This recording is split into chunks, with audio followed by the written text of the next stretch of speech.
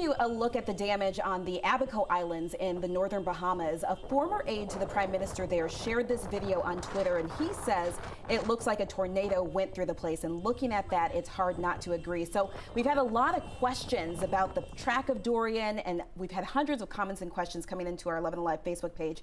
Chief Meteorologist Chris Holcomb is here to answer some of those. So the first one coming in from Lorinda here, who wants to know just how far north and west of the coast that the rain and wind will go in Georgia. So Tuesday's going to be the day when the coast starts to feel some more of those impacts with the wind and the rain that's going to be moving in. It's just going to get worse as the system moves northward. I really think some of the rain would stay generally Macon and southward, but then the farther you go from Macon down to the south and east toward the coastline, the conditions will get worse with that rain and wind. Now, you mentioned we are just about at the peak of hurricane season, so Marianne wanted to know if another hurricane is coming after Dorian. So we don't have another hurricane right now, but we do have three potential systems that we're watching. The orange X that you see in the Gulf of Mexico has a medium chance of development. The yellow X there in the middle of the Atlantic that you see in the middle of your screen has a really low risk of development. But look at the red on the right-hand side of your screen off of the coast of Africa. That is another system that has a high chance of developing, so we'll keep a close eye on those to see if those are going to be our next systems. All right, and Libby is, like many of us, hopeful that this will just go out to sea and go away. So what are the chances that this might just fizzle out and go away? Chances of fizzling out, that's not going to happen anytime soon because this is so strong.